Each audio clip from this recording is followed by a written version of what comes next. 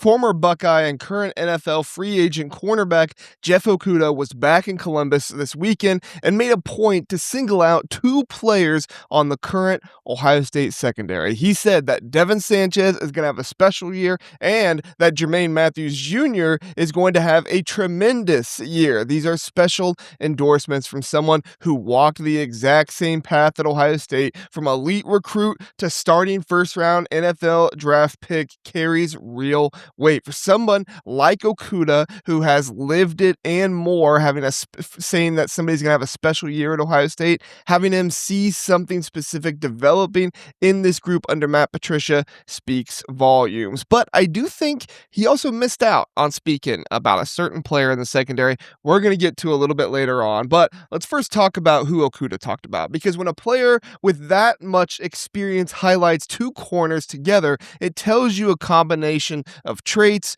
work ethic, and scheme fit is starting to click in a way that really stands out. Of course, these names are not new to Buckeye fans. Devin Sanchez, Jermaine Matthews Jr. are being trusted as the most likely pairing, and I say most likely, almost like cemented. It's like it's yet for them to walk out onto the field in the first game yet to hold up on the boundary for the Buckeyes, and that matters for a defense that is replacing significant production from last season. Okudah's comments gave us a clear entry point into why this secondary has real upside in 2026, starting with the player whose trajectory has drawn the most attention this offseason. We've got a lot going on here. So I'm JR with Buckeye Huddle, and this is the Buckeye Huddle podcast. Before we get started, if you're on YouTube, go ahead, like, subscribe. Let me know your thoughts about what Jeff Okudah said, voicing major support, endorsing Devin Sanchez and Jermaine Matthews Jr. And also come back tomorrow as Buckeye Huddle. The podcast is your go-to for Buckeye football and basketball information, as we have a podcast release every episode every Sunday through Thursday around 7 p.m. each and every time, keeping you up to date on what's going on at Ohio State. Now, let's talk about these guys that Jeff Okudah highlighted, because this is special and it's something we need to talk about. All right, Devin Sanchez arrived last year as one of the most decorated defensive backs in the entire 2025 class. Top 5 overall. On most major boards, he had elite speed, like ideal size. He was 6'2" and ball skills that translated immediately on high school film. The expectations were massive from the moment he committed, and they only grew once he stepped onto campus. People saw him. You started to kind of see him next to other defenders and people out there. When you're on that, when you're that highly rated and the program is counting on you for immediate contribution at a position where Ohio State had recent NFL departures, the pressure compounds quickly. And also in this day and age, if you're a 5-star, you're probably getting paid pretty well, and so you're probably going to be expected to contribute pretty well at the beginning. So last season, he appeared in 13 games and started one of them. He logged over 300 defensive snaps. I think it was about 325, maybe somewhere in that range, 320, 330 defensive snaps, and he finished with 15 tackles, 2 pass breakups, and that fumble recovery. Those are solid numbers for a true freshman, but they didn't fully match the production level that came with his recruiting profile, and you can tell Devin knew that, right? Devin himself, back early part of June, said that he isn't freshman Devin anymore, and he's feeling more like himself from high school, more kind of that confidence, that, swagger and stuff like that you need to feel. The transition from high school to big time, Big Ten college football, I guess you could say, is heavy on you physically and mentally. The load there is a lot. Sanchez was competing not just against other players for reps, but against the image everyone already had of him before he even played a snap. There were moments on film where he looked every bit the 5-star prospect. He stayed on phase with speed receiver. He stayed in phase with speedy receivers, used his length at the catch point, and showed the physical tools to play press coverage when asked against players who were older and more developed than he was at that point in time. But there were also stretches where the processing and consistency just weren't quite there. And that's normal for most true freshmen. I'm not knocking him. Like that's normal for most true freshmen at this level, especially when they're learning a complex scheme like Matt Patricia's while trying to earn trust in the meeting room and on the practice field. I mean, if we're being honest, like honestly, the fact that he played at meaningful snaps at all in meaningful moments was a huge indictment on him as a player, his work ethic and everything that he did. So the weight showed up in different ways and it limited how consistently he could play at the level of his traits suggested he could reach. What's happened since the end of last season is a noticeable shift in how Sanchez has approached his development. Not to say he wasn't approaching it well before, but it's just a shift in the way it was happening. So I've been told the staff has been continued to be impressed by his physical maturation, but most importantly, they've seen a different level of focus and confidence in the meeting room and on the practice field. He's attacked the nuances of Matt Patricia's defensive system with greater clarity, particularly how his role fits within the overall structure. That growth has shown up in his ability to read route combinations more quickly, stay patient in zone coverage when needed, and communicate adjustments with more confidence to his teammates, and also voicing himself up to the coaches to be able to do that as well. So the physical tools were always there. What's changing is the consistency and processing that turn those tools into reliable production week after week. And this is important too, because his counterpart this year, Jermaine Matthews Jr., he struggled a little bit in some of these areas as a sophomore. Like just being honest, like that was a little bit of where he struggled. It takes real dedication and confidence to come out and make the sophomore jump. This is where Okudah's endorsement becomes especially meaningful, because Okudah knows exactly what it takes to transition from being a highly thought of player to being an established starter at Ohio State and then succeed at the next level. When he signals out Sanchez for a special year, he's not just talking about his raw talent. He's talking about the combination of traits and work that he sees translating into consistent impact for the team. At 6'2", right around 200 pounds with verified track speed, Sanchez has the ideal size, speed profile for a boundary corner in modern college football. He can match up with the bigger outside receivers that cause problems for smaller corners, and he has the long speed to stay with the vertical threats who are out there as well. The ball skills at the catch point and the physicality and press coverage were already visible as a freshman. The next step is turning those flashes into the kind of week-to-week reliability that forces offenses to game plan around him. I do think this could be an All-American type of season in year 2. That might seem ambitious, but the foundation, the physical traits from everything we're hearing behind the scenes is there. The reward production, impact, and national recognition rather than the recruiting rankings is going to be huge for him, because at a certain point, you do outgrow those recruiting rankings and people don't reference those anymore. So if Sanchez can lock down his side of the field at a high level, force more turnovers, and help the defense maintain its elite status in the passing game, the conversation will just happen naturally. And Okudah's comments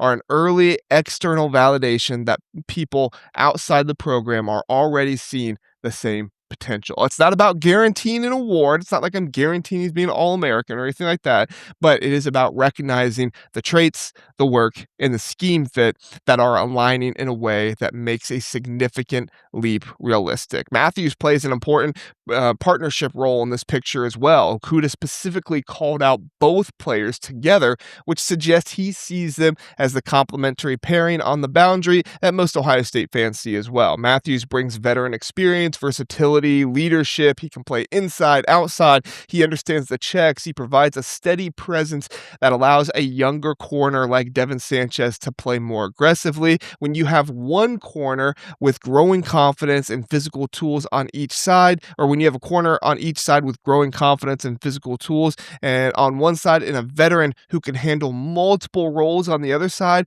the staff gains a lot of schematic advantages, flexibility that didn't didn't fully have last season. I'm not knocking anybody. I'm just saying they didn't fully have that last season. Okudah's endorsement of the pair together points to a unit that can hold up even when offenses try to attack the perimeter. But the story of the secondary in 2026 doesn't end with these two boundary corners. There's also a player in here that Jeff Okudah didn't mention, which I get it. Like, he's a safety, so Okudah's not going to mention him as much, perhaps, but I do think he needs to be talked about more. The player who ultimately be the most important piece to the entire back end isn't the one generating the most headlines right now, but he did win the Dude of the Week award. I think there were 4 of them this past week, and Jaylen McClain was one of them. And Jaylen McClain is quietly becoming the piece that brings all of this secondary together, because last season, McClain started all 14 games at safety. He finished with 53 tackles, 6 on the entire team, and earned 3rd team All Big Ten honors. He did that while playing next to Caleb Downs, one of the most dynamic defensive players in college football over the past 2 seasons. A lot of the attention naturally went to Caleb Downs, as he deserved the attention. Nobody's saying he didn't, but there was so much that McClain did last year that most fans missed or didn't even realize. And a lot of it was because other players were doing so much other good stuff, obviously. So just to name a few, he had extreme positional versatility is what I would call it. McClain didn't just play strong safety. He repped at every safety position: strong, free, nickel. He played linebacker, like he repped at the linebacker position. He was on the line of scrimmage more than he was even out wide covering dudes. So this kind of multi-positional flexibility gave defensive coordinator Matt Patricia real schematic freedom to kind of put him wherever he wanted. Most fans see one guy in the secondary.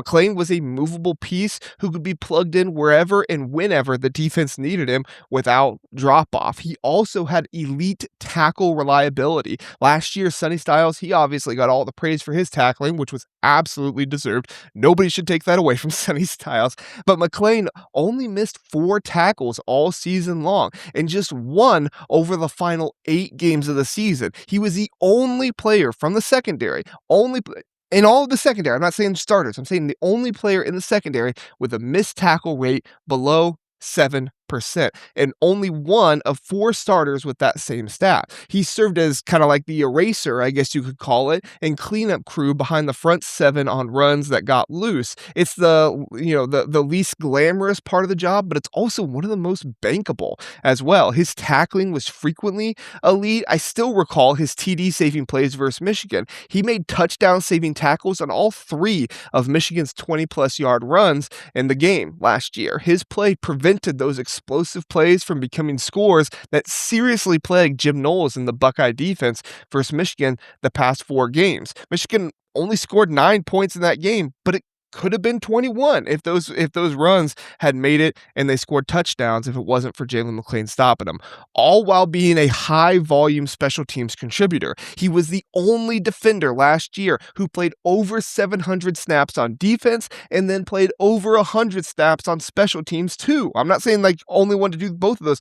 2, right? He was literally so valuable, they could not take him off the field, and those snaps weren't just against like Grambling State and the other blowouts. He has proven press coverage against, proven coverage skills, I apologize, against elite competition like Texas too. In that season opening win that they had over Texas, McClain played every single defensive snap, all 67 of them, after winning the starting job outright. And then PFF said that he only allowed 1 catch for 7 yards and 34 coverage snaps. He also made a crucial goal line tackle on Texas's running back CJ Baxter during a 3rd and goal stand that helped keep the Longhorns to just 1 score. Teams were having fits trying to target him and going after the youngest player in the secondary, but it did not work out for him. He truly played at an elite level all year long. He showed he could hold up in space against even the highest level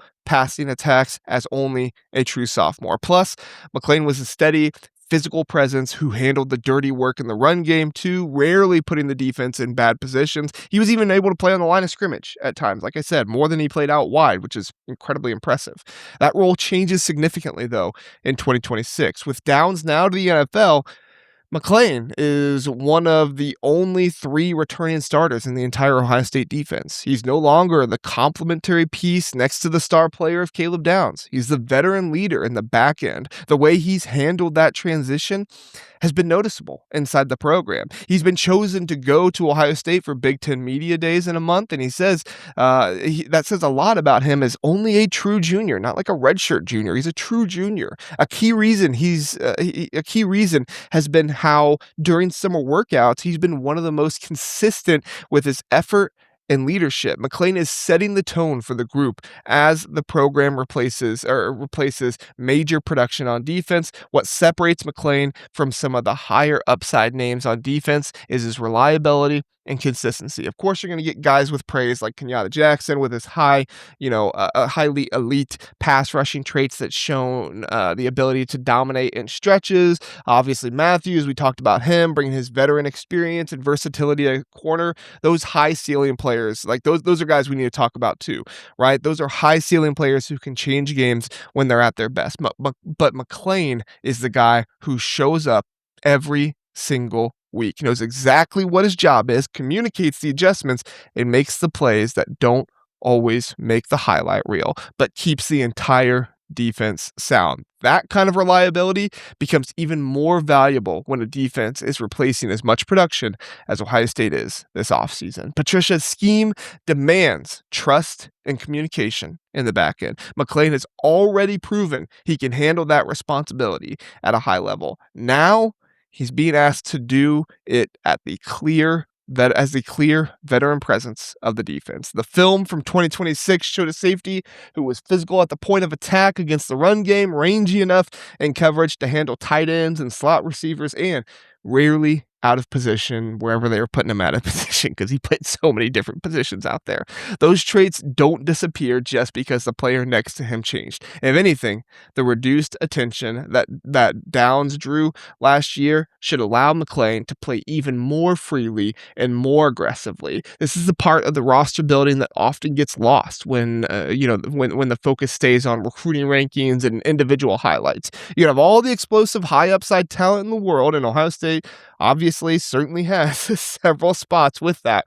But championship defenses still need the eraser, the reliable veteran who makes everyone around him better on a weekly basis. I mean, just imagine like how many plays if you had a legit eraser on those Jim Knowles defenses, how much better those defenses would be. It wasn't like they were bad, but they could have been even better. And McClain is going to provide that, I believe, for this team this year. McClain is stepping into a role for this secondary when you have a boundary corner like Sanchez playing with growing confidence, a veteran like Matthews providing steady leadership on the other side, and a safety like McClain anchoring the back end with consistent communication and reliability. The entire unit improves. Communication gets tighter. Disguising becomes even more effective, even easier for Matt Patricia, right?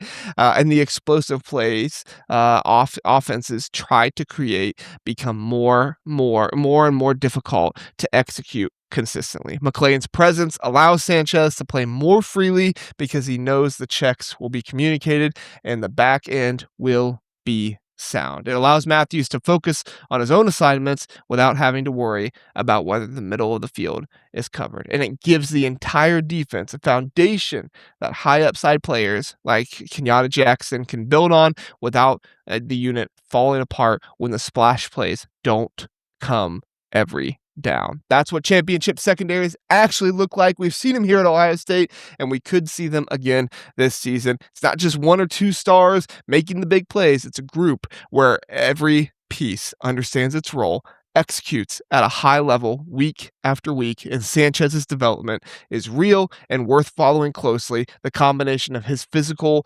tools, the work he's put in since last season, and the public endorsement from someone like Jeff Okudah, who's been through the same transition, makes his trajectory one of the more compelling stories on this defense this season. There's going to be no lack of narratives. Devin Sanchez, Jermaine Matthews Jr., like I said, his veteran stability and other things that he can do at boundary corner, but McClain is the piece. McClain is the piece to me that Jeff Okudah missed here that brings it all together. He's the quiet anchor that makes the flashier names around him better and gives this secondary the consistency it needs to sustain success over a full season. When you combine a rising boundary corner, a veteran bookend, and a reliable leader in the middle of the field, you have the makings of something super special. And I think we could see something super special for this team this year.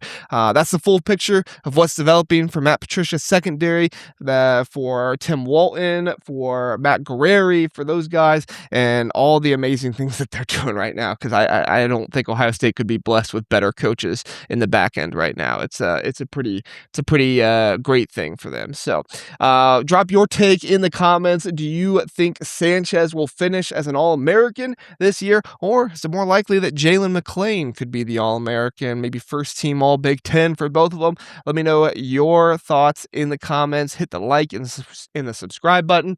We'll be back tomorrow with more. Like I said, 7 p.m. Sunday through Thursdays. Thanks for watching, and go Bucks.